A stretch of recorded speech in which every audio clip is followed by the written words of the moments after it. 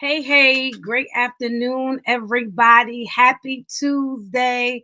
Come on in the room. Welcome to Lunchtime Empowerment Talks with Dr. Vaughn. I am Dr. Shavonna Whitehead. So come on in the room. Hope everyone is having an amazing day thus far. Listen, it's Tuesday and we are back. So come on, we're going to get a few people a chance to hop on, but come on in the room. Let's chat a moment. Let's chat. Because it has been some time since we've had an opportunity to have a conversation. And listen, we are talking about sifting and shifting today. We are talking about sifting and shifting today. So as you come on in the room, I want you to like and share, like and share.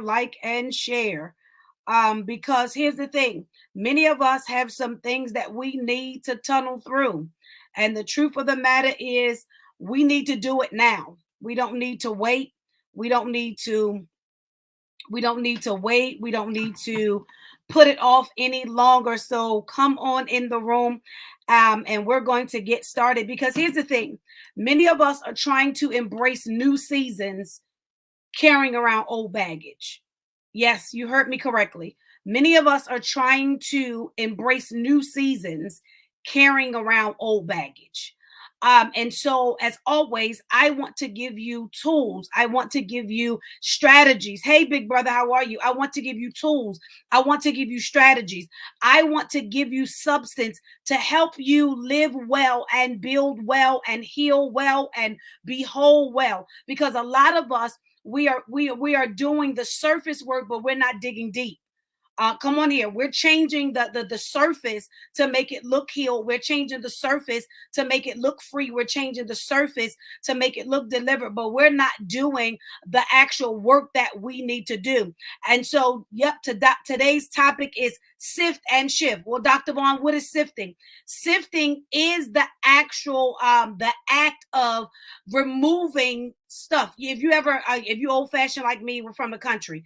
It was a sifter. It was literally a grater that had these fine holes. You would throw all the flour in, you would turn the handle, and it would literally sift the flour out and leave all the rocks and leave all the pebbles and leave all what wasn't good for cooking. It would leave it in the strainer.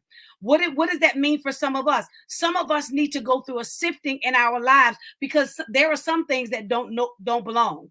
There are some things that no longer serve purpose. There are some things that you should not be carrying from season to season. They're things, they're peoples, their habits, their mindsets, all of those things. Everything is not external. So before you start thinking and making a list of all the external things, the people you need to disconnect from, and the place you need to stop going, you need to also realize that some of this sifting needs to be done on the inside. Some of this sifting needs to be done on your heart. Some of the sifting needs to be done on your mind.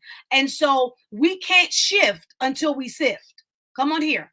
Come on, somebody put that in the comment section. We can't shift until we sift. Why are you saying that, Dr. Vaughn? Because you cannot shift to something new when you got so much toxicity, so much contamination, and so much stuff with you. You can't shift like that. And so I'm going to give you a few tools, as I always do. I'm going to give you a few tools to actually help you navigate. So here's the thing. Here's the first thing. Here's the first tool. You got to acknowledge what no longer serves you. Come on here. You have to acknowledge what no longer serves you. Come on here. Take time to reflect on areas of your life that are holding you back, whether it's relationships, habits, thought patterns, or past hurts. Recognizing these elements is the first step to letting them go. You have to acknowledge what no longer serves you. I can't tell you what no longer serves you. But you have to sit with you and you have to acknowledge those relationships, those habits, those thought patterns, those past hurts, those idiosyncrasies, those all of those mentalities. Hey, Steph, how are you? You have to acknowledge what no longer serves you purpose. And just because it's been around a long time, don't mean it's purposeful. I can't hear nobody. Just because it's been around a long time does not mean it's purposeful. And so when you're talking about sifting so that you can shift to this next level, so that you can embrace the new, you have to be okay with getting rid of what no longer serves you purpose. Oh, come on here. Here's the second thing. So after you acknowledge what no longer serves you purpose, then you have to make the conscious decision to release. This has to be intentional. You have to make the conscious decision to release. It's your decision. Here it is. After identifying what no longer aligns with your growth, your healing, and your wholeness, you have to make a conscious decision to release it. Come on here. This could mean setting boundaries, ending toxic relationships, and letting go of limiting beliefs. Hear me clearly. This could mean setting boundaries, ending toxic relationships, and letting go of limited beliefs. Because sometimes it's not the external that's holding you back, it's your own limited beliefs in you. It's your own limited ability to believe in you. It's your own limited capacity to move past where you hurt, move past when you were rejected, move past where you were abused, move past where you were abandoned, move past where you were mishandled, move past where you were betrayed. Sometimes we have adopted limited beliefs based off of where they left us. I can't hear nobody. Sometimes we have developed limited beliefs based off of where people have left us. So wherever people have mishandled us, wherever people have left us, we have developed a limited belief, believing that we belong there. But somebody type in the comment section, I don't belong there. Come on here. Somebody type in the comment section, I don't belong there. That might be where they didn't know what to do with me. That might be where they didn't appreciate me. That might be where that they didn't value me. That may be where they mishandled me. That even may be where they dropped me. But I don't belong there. I don't belong there. I don't belong there. So I have to now make a conscious decision to release there so I can get there. Oh, somebody hit me, the Holy Ghost. I got to make a conscious decision to release there so I can get there. Here's the third thing. After I acknowledge what no longer serves me, after I make a decision to release, then I have to create a plan for change. Some of us are out here just trying to wing it. Some of us are out here, we're not planning anything. We're just waking up and saying, this is what we're going to do today. We're not planning for change. We're not planning for healing. We're not planning for deliverance. We're not planning for freedom. We're not planning for wholeness. We're not planning for wealth. We're not planning to be debt free. We're not planning for success. Come on here. And so here what you got to do. You have to develop a clear plan that outlines how you will actively engage in your shifting process. You have to set specific goals to achieve what you need. Some of you, you have prayers before God, but you ain't made no plan. You're petitioning God to make a way, and you're asking God to do the work, and you're asking God for the miracle, and you're asking God for the breakthrough, and you're asking God for the healing, and you're asking God for the debt relief, and you're asking God to move the mountain, but you ain't doing no work. So you asking God and you're sitting back and waiting. Here's the thing. Sometimes God will have us wait, and then sometimes God will have us work. I can't hear nobody. Sometimes God will have us wait, but then sometimes God will have us work. And many of us are not seeing the manifestation of what God said because we ain't worked nothing. My big brother is on here and he always says, work the vision. Here's the thing. You can't just have a vision. You got to work the vision so that it can birth the vision. And many of us don't want to do the work. We want to pray to God. We want to throw it all on God. And then we want to sit back. And then when it doesn't happen, we want to charge God foolishly. But you're not going to take accountability that there's some work. There's some internal work I got to do with my healing. There's some internal work I got to do with my deliverance. There's some internal work that I got to do with my growth. What does that mean, Dr. Vaughn? That means whether or not I got to get a coach, whether or not I got to get a mentor, whether or not I got to read books, whether or not I got to do my research, whether I got to know I got to go through training, whether or not I got to seek God's face. Whatever it is, there's some work that I have to do. Case in point, I'm always transparent with you guys. I just found a new therapist. Why are you saying that? Because there's some internal work that I have to continue because my vision is tied to the healing and deliverance of other people. So which means I cannot still be struggling in the areas that I'm trying to get them delivered from. I can't hear nobody. I can't continue to struggle in the areas that the Lord is helping me get them delivered. So the Lord is using me as a tool to break them free. Then I can't stand and not do the work on my part to make sure that I'm not carrying around issues that have been lingering, and now they're festering, and now they've swelled up, and now they're becoming contaminated, and now they're affecting my belief system. They're affecting my faith system. They're affecting whether or not I believe God. They're affecting whether or not I have confidence. They're affecting whether or not I believe I can do it. They're affecting my drive. They're affecting my zeal. They're affecting my self-esteem. And sometimes you have to realize that some of these things are working behind the scenes where you're changing the outer level, but there's some things in the inside that you need to fix.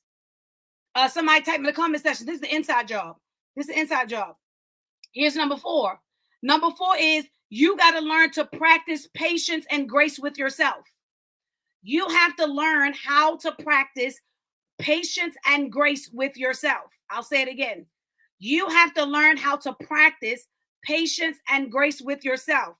Remember that growth and healing are not linear processes. They are ups and downs. So you have to be patient with yourself to navigate the transition and offer yourself grace during the difficult times, because real healing going to come with some difficult moments. I can't hear nobody. I said real healing is going to come with some difficult moments. Real healing is going to come with some lonely moments. Real healing is going to come with some difficult moments. Real healing is going to come with some moments that are uncertain, where you don't know if you can do this, where you don't know if you can make it to the finish line, where you don't know whether or not you'll ever recover. And you have to actually believe in yourself and then give yourself grace. Today might not be a good day. I told you I always use me. I never use any. I use other people, but I use me as an example. Today, my grandfather that raised me, today is the anniversary of his death. I have to realize and give myself grace that I woke up this morning, I didn't feel my best. I have to give myself grace that though I'm navigating, I may have another moment throughout the day. You know, I might have a moment this evening. I'm not going to beat myself up just because I had a moment. No, I'm going to give myself grace and be patient with myself that I just need a moment today. But then I'm not going to stay stuck in the moment. Put it in the comment section. I'm not going to stay stuck in the moment. I'm not put it in the comment section. I'm not going to stay stuck in the moment. Because you have to be determined that even though you have a moment, the moment don't define you. Even though you have a moment, the moment don't define you. Even though you have a moment, I can't hear nobody. Even though you have a moment, the moment don't define you. Here's number 5. Surround yourself with positive support. Surround yourself. When you're going through this sifting so that you can shift, you got to watch who around you. Because you can't be talking about getting rid of toxicity, but toxicity is always present. You can't talk about getting rid of chaos, but the people around you don't bring nothing but chaos. You can't talk about getting healing, but everybody around you wants you to stay stuck. You can't talk about being wealthy, but everybody around you just want to live for today. You can't talk about being free, but everybody around you is okay with being bound. You can't talk about going to the next level and making leaps and bounds and birthing vision, and you got people around you that can't even see vision. Come on here. You have to surround yourself with positive support. Even if they don't understand it, they pushing you to get to the finish line. Even if they don't even know all the components or the weight that you're dealing with, they're pushing you and covering you and praying that God will strengthen you so you'll get to the finish line. So you have to check your circle. Come on here. Somebody say check your circle. You have to learn how to check what's in your immediate vicinity, because it's not, we always looking for people off in the distance, but sometimes the worst thing is in our immediate vicinity. And so you have to search and make sure that you are surrounding yourself with positive support. And here's number 6. Here's number 6. Here's after you've acknowledged what no longer serves you, after you've made a decision to release, after you've created a plan for change, after you've practiced grace and patience for yourself, after you've checked your circle and surrounded yourself with positive support, then you can step boldly into your new vision. Once you have sifted through what needs to be released and created a space for the new, then the new can show up and the new can be strong. The problem is we're trying to bring the new into contamination. We're trying to bring the new into a place that ain't been sifted. We're trying to bring the new onto a foundation that's not stable. We're trying to bring the new into a place that's uncertain. You got to make sure. One of my sisters earlier today, she did a live and said, don't skip the steps. Here's what I want y'all to understand. I just gave you steps. You can't literally go from acknowledging what no longer serves you and then automatically walk into your new without practicing patience, without creating a plan, without releasing. There are some steps that you have to do, and most of us don't want to do the steps. It goes back to what I said earlier. Some of us, we are missing the fact that we have to do the work. Yes, we're praying to God. Yes, we're asking people to pray for us. Yes, we're fasting and praying. But after you fast and pray, what work are you doing? Case in point, you want to launch that business. You're asking God to send the clients. You're asking God to expand the business. You're asking God to bring in the revenue. But are you actually finding out what you need to make it successful? Are you buying the right products? Are you improving your customer service? Are you researching the best thing, the best quality for you? Are you actually putting in the work to actually get where you need to be? And many of us don't want to put in the work. And so I give you these steps on our first. I've missed you all. I know it's been about 4 weeks since I've been here, but my traveling schedule and work schedule, it was just a lot this last month.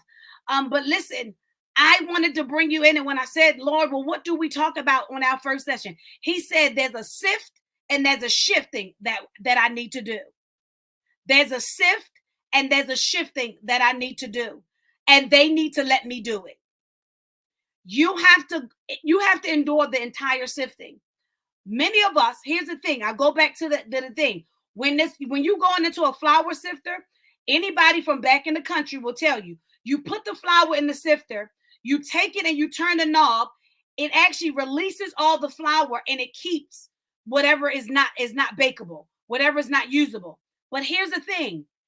They dump that out and they put the flour back in the sifter and they do it again before they use it. Why? Because they want to ensure that there will be nothing that will hinder the cooking process of the flour. Because if there are rocks in the flour or if there is debris in the flour that cannot be absorbed, then what the flour is used to cook won't take place. What am I trying to say to you? If you don't endure the fullness of the sifting process, you will not be able, when you go through the shifting, you will shift and you will still have contamination. You will shift and you will still be toxic. You will shift. Hey, baby, how are you? You will shift and you will still be frustrated. You will shift. You will look healed, but still be bleeding. I can't hear nobody. And so when we're talking about this, we have to be very careful. We have to be mindful. This is personal. This is personal. And it is a journey. This is not a moment. This is not a sprint. This is not just a once in a lifetime. This is a journey because it takes unpacking. You may have to get sifted from this thing in order to embrace the new, but God may send you through another sifting in another season. This is a journey. And right now we are in the new year, 5785. We are in the new year. We're embracing the newness. We're praying to God for the newness. But my question to you is, what work are you doing to embrace the new? Come on here. What work are you doing to embrace the new? Hey, good afternoon. Hey, Aunt Sheila. Hey, Adrian. What work are you doing to embrace the new? Because we shout and dance. And listen, I love a dance. I love a dance, and I'm a praiser. But when we finish praising, and we're praising for the new, and we're praising for the promise, and we're praising for God to do it, and we're praising for the next season, and we're praising for the manifestation, what are you doing as far as within yourself to be prepared for the new? What are you doing to be prepared for the manifestation? What are you doing to be prepared for the healing? What are you doing to be prepared for the debt relief? What are you doing to be prepared for the breakthrough? What are you doing to be prepared for the deliverance? Because many of us, the reason why we can't maintain what God promised is we never prepared for it. So God gives it to us because we beg him, we plead him, and everything. He gives it to us, and then we mishandle. We mishandle what the Lord has given us. And we don't mishandle it on purpose. We mishandle it because we're wounded. We mishandle it because we're broken. We mishandle it because we're insecure. We mishandle it, because we got toxicity, and we mishandle it because we're wounded. So I ask you today, what work are you doing to embrace the new? We all want to shift to the new. We all want to shift. We all want to embrace the new in the favor of God. But are you willing to be sifted so that you can steward the new well? God Almighty. Are you willing to be sifted so that you can steward? Come on here. If you haven't already done so, please like and share this. Like and share this with somebody. Just if you haven't already done so, please like and share this. But what are you doing to prepare for the new? Are you willing to be sifted? Sifted, pressed, shaken, crushed, all that stuff. Are you willing to be sifted so that when you shift, you can steward what you receive well? That's what I wanted to talk to you about today.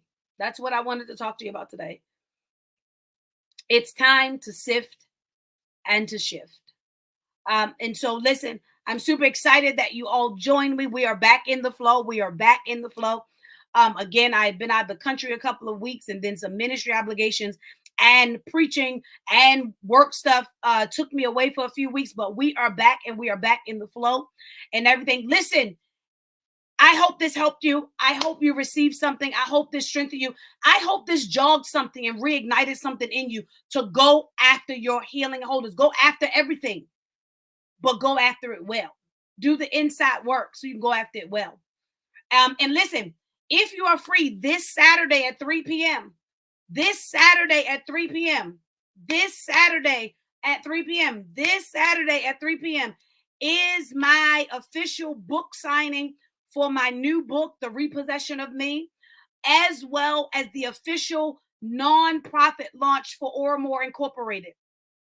So our nonprofit is officially launching this Saturday at 3 p.m. We will actually launch our fundraising campaign. And then also, like I said, it will be the book signing of my new book.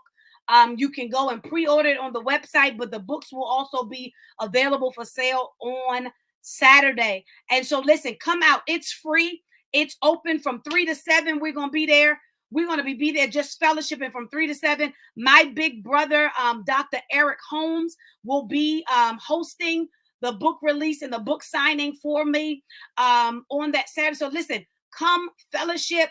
Find out the programs that the nonprofit will be offering. The Ormore nonprofit has 5 programs we're going to be igniting January 1. So come and find out the information for the work that we will be doing in the community, the work that we'll be doing with the with women, the programs that we will be igniting. But then also, like I said, come get your copy of my new book called The Repossession of Me. Yep. It's time to take back the you that you gave away. Yes, Lord. It's time for you to take back the you that you gave away. So I hope you would meet me. Also, I'll be putting information on my page. If you are unable to meet us on Saturday and you want to participate in our fundraising campaign, I'm actually literally going to post the information for Ormore Incorporated so that you can donate. We are a 501c3, so every donation that you make is tax deductible. We are legit. You can pull us up on the government's website, Ormore Incorporated, ORAMORE. We are legit. You'll be able to claim it on your taxes, whatever it is. Yet, thank you so much, Ebony. I hope to see you. So I hope to see you. Even if you just stop by, come on. let me see your face.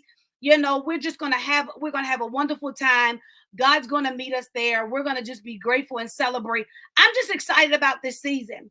I'm really excited about this season. And so prepare yourself. Do the work in the inside. Prepare yourself. Prepare yourself to shift. But before you shift, you got to sift. Before you shift, you have to do a sifting. And so I love each and every one of you. I'll see you back here. If you haven't already done so, please like and share this. But I'll see you back here next Tuesday at 1 p.m. for Lunchtime Empowerment Talks with Dr. Vaughn. Again, I am Dr. Shavonna Whitehead, and it's always my privilege, my honor, and my pleasure to join you, to give you a little push, encouragement, but most of all, to push you into more.